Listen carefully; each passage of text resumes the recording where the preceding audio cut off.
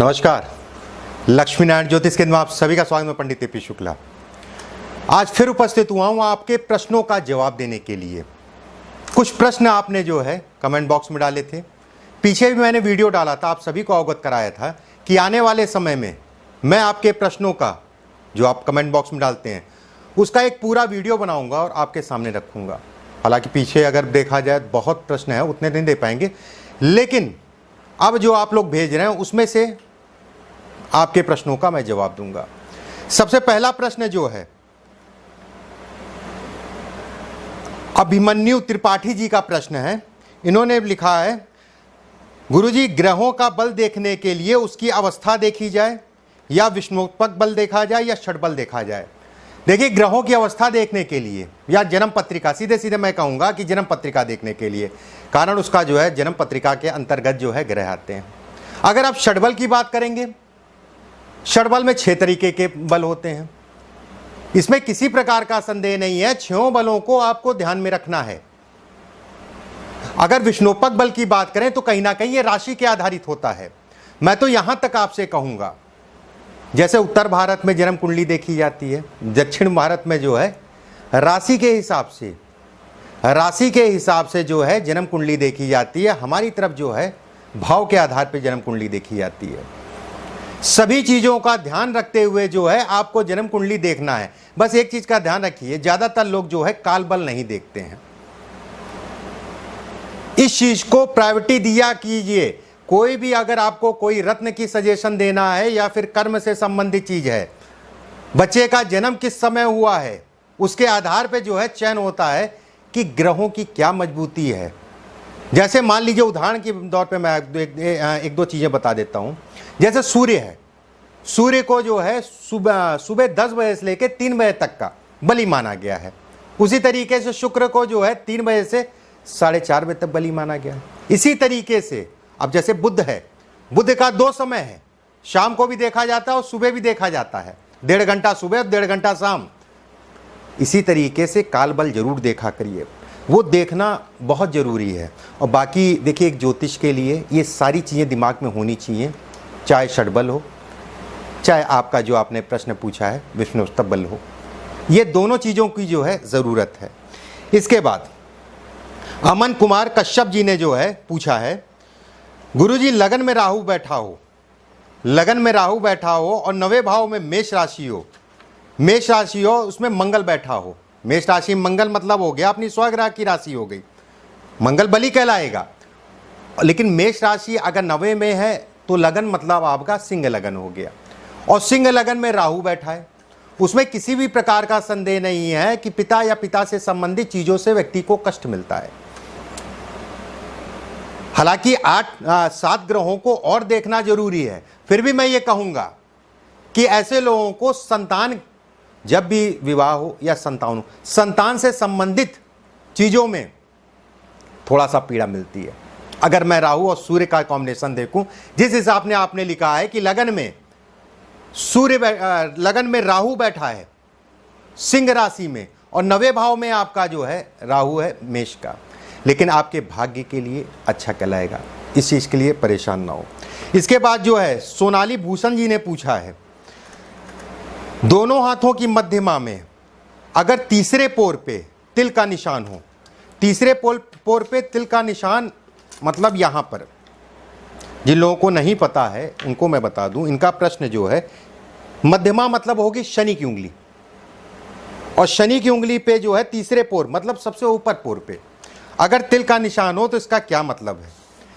देखिए, इसका 2 मतलब अलग अलग है। अगर मैं महिलाओं से या स्त्रियों की बात करूं, ऐसे लोगों को अपने हार्मोन इत्यादि चीजों का विशेष ध्यान रखना चाहिए। कोई ऐसा कार्य नहीं करना चाहिए जिसके कारण कोई बदनामी हो। तीसरी चीज, अगर मैं बात करूं धन की, धन के लिए अच्छा कहलाएगा सभी के लिए, लेकिन ऐसे लोग कर्ज के जाल में अगर फंस जाते हैं तो निकलने में बड़ी दिक्कत होती है। और पिता के स्वास्थ्य का भी ध्यान रखना चाहिए। एक प्रश्न और ले लेते हैं, विकास कुमार जी का प्रश्न है, अगर लगन में कोई ग्रह ना हो, अगर कोई लगन में ग्रह ना हो उसके क्या प्रभाव होंगे। देखिए विकास जी, अगर कोई लगन में ग्रह नहीं है तो इसमें किसी प्रकार का संदेह नहीं है ये कहा जाएगा कि व्यक्ति जो है जल्दबाजी करेगा। लगन मतलब हो गया आपका शरीर, और ग्रहों का एक प्रभाव होता है, ग्रह जो है आपस में जब संबंध बनाते हैं उस हिसाब से फल देते हैं। उनके फल देने की क्षमता संबंधों पे आधारित होती है। चाहे अच्छा है संबंध बन रहा है तो अच्छे फल देंगे, बुरा संबंध बन रहा है तो बुरे फल देंगे, जिसे हम लोग कहते हैं ज्योतिष की भाषा में शुभ और अशुभ। अगर आपकी पत्रिका में लगन में कोई ग्रह नहीं है तो ये मान के चलिए कि आप किसी भी प्रकार का कोई भी काम जो है जल्दबाजी मत किया करिए। ऐसे लोगों को लोगों से सहयोग मिलने में बड़ा दिक्कत आती है। केवल एक मैं लगन की बात कर रहा हूं जो आपका प्रश्न है। ऐसे लोग जो है एक दायरा, एक सीमित दायरा होता है। सीमित दायरा मतलब जो है बहुत ज़्यादा सामाजिक चीज़ों में पढ़ना नहीं चाहते हैं, या सामाजिक दायरे से थोड़ा सा बाहर रहते हैं। सामाजिक दायरे से मतलब हित मित्र की लिमिटेड संख्या होती है। और सबसे बड़ी चीज़ है भरोसा जल्दी किसी पे करते नहीं है। कारण भरोसा तब व्यक्ति करता है जब ग्रहों का प्रभाव होता है। लेकिन एक लाइन की भाषा अगर कही जाए कि लगन पे कोई ग्रह की दृष्टि नहीं है, इतना ज़्यादा नकारात्मक भी नहीं होगा और इतना ज़्यादा सकारात्मक भी नहीं होगा। जो चीज़ें मैंने बताई उसका ध्यान रखिएगा। सरिता श्रीवास्तव जी ने लिखा है, गुरुजी सूर्य पर पंखुड़ी का निशान है। सरिता श्रीवास्तव, देखिए ऐसा है सरिता जी, आपको ये भी लिखना चाहिए था कौन सी पंखुड़ी है। गेंदे की पंखुड़ी है, गुलाब की पंखुड़ी है, या अन्य कोई फूल की पंखुड़ी है। देखिए ऐसा है, सबको मैं बताना चाहूँगा, जब परमात्मा ने हम सभी को बनाया तो उसको इंग्लिश नहीं आती थी, उसको इंग्लिश नहीं आती थी। बहुत सारे लोग ऐसे हैं मेरे पास आते हैं, या आपके मन में भी प्रश्न रहता, पंडित जी मेरे हाथ में जो है एम का निशान है। एम माने मनी, मनी से संबंधित जो है एम आप अपने हाथ में ढूंढते हैं। देखिए ये सब एक काल्पनिक चीज़ें हैं, इन सभी चीज़ों का कोई मतलब नहीं है। हाँ, रेखाओं का मतलब है, लेकिन MYZ इन सभी चीज़ों का मतलब नहीं है। बहुत सारे लोगों का ये भी प्रश्न रहता है, पंडित जी मेरे हाथ में जो है मंदिर बन रहा है, और कुछ लोग ऐसे भी होते हैं जो ये कहते हैं मस्जिद भी बन रहा है। तो इस पर मत ध्यान दीजिए।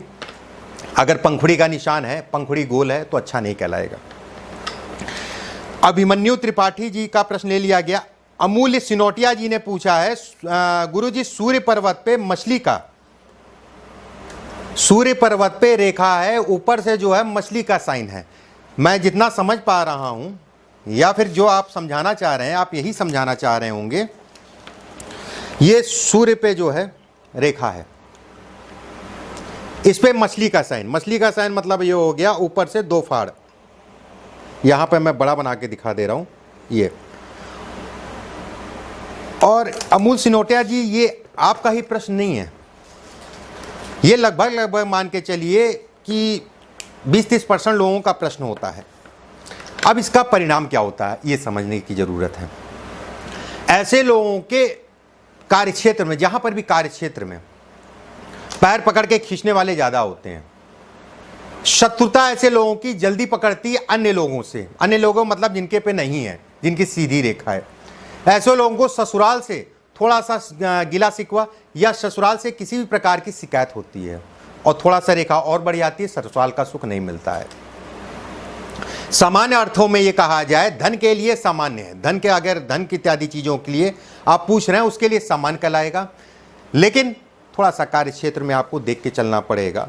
पैर खींचने वाले लोग ज़्यादा मिलते हैं, ऐसे लोग, मतलब शत्रुता जो है ऐसे लोगों की ज़्यादा होती है। उपदेश सिंह जी ने पूछा है, गुरुजी युति पर, ग्रहों की युति पर गाइडेंस करें। देखिए उपदेश जी, प्रश्न आपका अच्छा है। ग्रहों की युति कई तरीके से बनती है। कारक ग्रहों की युति बनती है, अकारक ग्रहों की युति बनती है। ग्रहों की युति होना एक बहुत जरूरी तथ्य है। अगर शुभ बन रहा है तो ग्रहों को बल जो है एक दूसरे, आप ऐसे समझिए, कहते नहीं है कि एकता में जो है बल ज्यादा है, अकेले व्यक्ति जो है कुछ भी नहीं कर सकता है। उसी तरीके से ग्रह जब जो है संबंध बनाते हैं, 5 व्यक्ति हैं एक साथ जो है एक संबंध बना के चल रहे हैं, तो चीजें पॉजिटिव होंगी। अब इस समय पे, अगर इस दौर पे हम ले लें, अगर 5 लोग हैं, एक सकारात्मक सोच है, सकारात्मक मतलब अच्छे ग्रह जिनका संबंध अच्छे से, मान लीजिए 5 लोग हैं सकारात्मक सोच है, और एक 5 लोग वो हैं जो नकारात्मक सोच के हैं, तो जाहिर सी बात है सकारात्मक सोच की एक व्यक्ति के लिए अगर सपोर्ट करने वाले 4 और ग्रह हैं तो चीजें बढ़ेंगी। बस ये देख लीजिएगा कि संबंध अच्छा होना चाहिए, पापी संबंध नहीं होना चाहिए। अभी इसी दौर पे अगर ले लें, कोरोना चल रहा है, मान लीजिए 5 लोगों को कोरोना, 4 लोगों को कोरोना, आपको भी कोरोना हो जाएगा, ये पापी संबंध हो गया ग्रहों के हिसाब से। और 4 लोग शुद्ध हैं, लोगों की सेवा कर रहे हैं और उनके अंदर जो है ये बीमारी नहीं है, तो ये कहा जाएगा शुभ। ऐसे ही बस एक चीज का ध्यान रखिएगा, हालांकि बहुत इसमें नियम बनते हैं, लेकिन आपका प्रश्न जो है मैंने बिल्कुल साधारण तरीके से आपको समझाया। डिग्री बल और नक्षत्रों को जरूर देख लीजिएगा, कौन से ग्रह किस डिग्री पे आ रहे हैं, किस नक्षत्रों में जा रहे हैं। नवमांश पत्रिका में भी जो है इसका विचार कर लीजिएगा। बाकी अगर कहा जाए युति खराब नहीं होती है। राकेश सिंह का प्रश्न है, गुरुजी मेरे चंद्र पर्वत पर आगे और पीछे, गुरुजी मेरे चंद्र जन्म कुंडली में चंद्रमा के आगे और पीछे कोई ग्रह नहीं है, इसका परिणाम। देखिए इसका परिणाम अगर मैं कहूं तो सामान्य अर्थ में यह कहा जाएगा केंद्रुम योग। चंद्रमा से द्वितीय भाव, चंद्रमा से द्वादश भाव में अगर कोई ग्रह नहीं है तो ज्योतिष शास्त्र में, वैदिक शास्त्र में केंद्रुम योग का निर्माण करता है। और केंद्रुम योग के बारे में हमारे शास्त्रों में बहुत बुरा बुरा कहा गया, थोड़ा मोड़ा नहीं। मैंने अपने ज्योतिषी जीवन में लगभग 3 से 4 पत्रिका देखी और एक अभी 5-6 दिन पहले देखी, केवल 5-6 दिन पहले। लगभग 12-14 सालों में 5 से 6 पत्रिकाएं देखी और एक पत्रिका जो है 5-6 दिन पहले देखी। वो व्यक्ति, मैं उदाहरण दे रहा हूं, 5-6 दिन पहले वो व्यक्ति जो है मेडिकल लाइन में सप्लाई का काम करता, अच्छा काम चल रहा है, बस असंतोष है उसके अंदर। देखिए केंद्रुम योग भंग की स्थिति 4-5 तरीके से बनती है। आपका प्रश्न है इसलिए मैं जल्दी से कुछ तथ्य आपको बता देता हूं। जब चंद्रमा से चतुर्थ भाव, दसम भाव, सप्तम भाव में कोई ग्रह ना हो, सूर्य, राहु और केतु अगर बैठे हैं तो केंद्रुम योग बनेगा। अगर वो भी नहीं है तो केंद्रुम योग वैसे भी बन रहा है। जब चंद्रमा से चौथे, 7वें, 10वें और चंद्रमा के साथ कोई राहु केतु, शनि, राहु केतु और सूर्य के अलावा कोई ग्रह बैठ जाता है तो केंद्रुम योग भंग हो जाता है। किसी ग्रह की जब चंद्रमा पे दृष्टि पड़ जाती है तो भी केंद्रुम योग भंग हो जाता है। अगर चंद्रमा बली है तो भी केंद्रुम योग भंग हो जाता है। चंद्रमा अगर शुक्ल पक्ष का है तो केंद्रुम योग को बढ़ाता है, ये चीज ध्यान रखिएगा, ये अलग तथ्य मैं बता रहा हूं। अगर कृष्ण पक्ष का है तो भी कहा जाएगा उतना प्रभावशाली नहीं होगा। लेकिन अगर आपका प्रश्न, कई ऐसे तथ्य हैं, समय लग जाएगा बताने में, आपको कुछ तथ्य मैंने बताए। सामान्यतः ये कहा जाएगा केंद्रुम योग होने से ऐसा नहीं कहा जाएगा कि व्यक्ति जीवन में कुछ नहीं कर पाएगा, लेकिन एक चीज जरूर है, संतुष्टि कभी नहीं मिलेगी उसको, कहीं ना कहीं जो हो पीड़ा मिलती रहेगी। विकास कुमार जी का प्रश्न है, मनी ट्रायंगल के बारे में बताएं। मनी ट्रायंगल के बारे में मैंने शुरुआत में जो है कुछ चीजें बताई हैं, उनको आप देख लीजिएगा। विकास जी शुरुआत में, मनी ट्रायंगल नाम की चीज कुछ नहीं होती है। ये शैलेंद्र सिंह जी ने पूछा है, ये एक अच्छा प्रश्न पूछा है इन्होंने कि गुरुजी मंगल दोष की रेखाएं बताइए हाथ में। देखिए मंगल दोष जन्म पत्रिका में हम लोग जब देखते हैं तो उसमें कई चीजें देखते हैं। 7वें भाव या 8वें भाव में जब मंगल बैठते हैं, पीड़ित होते हैं, कुछ और कंडीशन है तो मंगल दोष पकड़ता है। और द्वादश भाव में एक चीज समझ लीजिए, मंगल दोष और मांगलिक दोनों चीजें अलग अलग हैं। मांगलिक दोष एक समान अवस्था है जो ज्यादातर पत्रिकाओं में दिख जाती हैं, लेकिन मंगल दोष एक जटिल समस्या कह लीजिए या ग्रहों के द्वारा बनाया गया एक दोष ऐसा है जो वैवाहिक जीवन में अति परेशान करता है, अगर उसके उपाय या उसकी कंडीशन को लेके नहीं चला गया तो। अगर मैं हाथ में बात करूं शैलेंद्र सिंह जी कि मंगल दोष को कैसे देखा जाता है, देखिए ध्यान से देखिएगा, ये आपकी जो है जीवन रेखा है और ये निचला मंगल है, ये हिस्सा जो है निचला मंगल। अगर यहां से कई रेखाएं निकल रही हैं, इस जगह से कई रेखाएं निकल रही हैं और यहां पर इस जगह पे जो है आपका ऐसे करने पे सिलवटें आ रही हैं, इस जगह पे अंगूठे और आपका जो है अंगूठा जहां से शुरू हो रहा है मंगल क्षेत्र में, उसके बाद ये रेखाएं निकल के आ रही हैं, तो ऐसे में कहा जाएगा कष्ट, कुछ हद तक का ये मंगल दोष को दिखाता है। अब प्रभाव और कैसे बढ़ जाता है, या फिर कह लीजिए मांगलिकता मंगल दोष का प्रभाव जो है, या ऐसे हाथों में विवाह बड़ा सोच समझ के करनी चाहिए अगर ये स्थिति है। अगर जीवन रेखा और मस्तिष्क रेखा दोनों अलग अलग हों, उसके बाद ये स्थिति है। और दाहिने हाथ और बाएं हाथ दोनों में अलग अलग हो। महिलाएं अपना जो है उल्टा हाथ देखेंगी, पुरुष अपना जो है सीधा हाथ देखेंगे। अगर ये दोनों रेखाएं, मतलब जीवन रेखा और मस्तिष्क रेखा दोनों हाथ में अलग अलग हो, ये रेखाएं और थोड़ा सा सिलवट हो, ऐसे लोगों को प्रेम विवाह तो सोचना भी नहीं चाहिए। बड़ा सोच समझ के पत्रिका मिला के विवाह करना चाहिए। विवाह से पहले जो है मंगल देव या मंगल दोष की शांति जरूर करानी चाहिए। चलिए एक प्रश्न और लेते हैं। रूपेश सिंह जी का प्रश्न है। इन्होंने लिखा है, गुरुजी मेरी कुंडली में लगन मेरी कुंडली में कुंभ लगन की कुंडली है, शनि और शनि में बुध की अंतर्दशा चल रही है, क्या प्रभाव होंगे?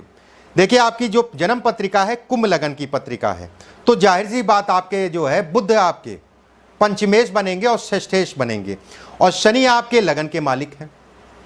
ऐसे में कहा जाएगा एक ऐसे ग्रह की दशा है जो शनिदेव आपके द्वादशेश हैं और बुध आपकी जन्म पत्रिका में देखा जाए तो पंचमेश से एक शुभ भाव के स्वामी होके अष्टम के भी स्वामी हैं। ये बहुत बड़ा प्रश्न है। ये एक ऐसा योग होता है ग्रहों की मित्रता, या कह लीजिए कि जो है मित्र क्षेत्री या शत्रु क्षेत्री देखने का, दशा के अनुरूप जो है हम लोग जो फलन करते हैं।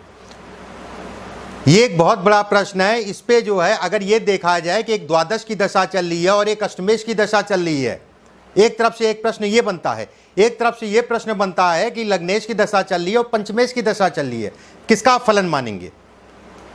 अच्छे लोग इसमें फंस जाते हैं। अब क्या आपको करना है मैं आपको बताता हूं, बहुत सामान्य सा तरीका। पहले आपको गोचर देखना है, शनि का गोचर देखिए, उसके बाद गुरु का गोचर देखिए, उसके बाद जो है बुध का गोचर देखिए, फिर नक्षत्र देखिए किस चरण में किस नक्षत्र में है, नक्षत्रों का बल देखिए।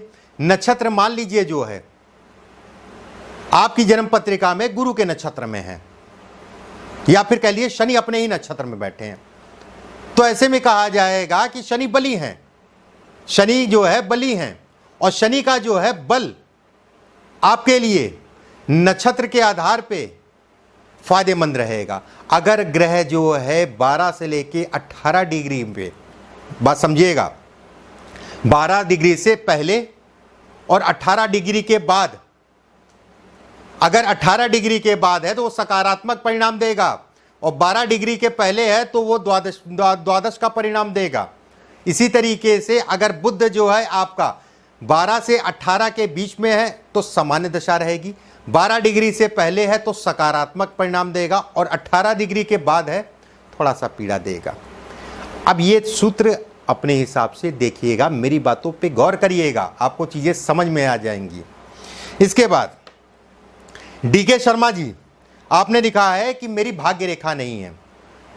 देखिए भाग्य रेखा होना अच्छा माना जाता है, लेकिन केवल एक भाग्य रेखा के सहारे पे ये कहा नहीं जा सकता कि सब कुछ अच्छा है या सब कुछ खराब है। भाग्य रेखा नहीं है तो सबसे पहले तो शनिदेव की उपासना शुरू कर दीजिए। भाग्य रेखा के लिए शनिदेव की उपासना सबसे अच्छी मानी जाती है, या फिर काली जी की पूजा, माता काली की पूजा।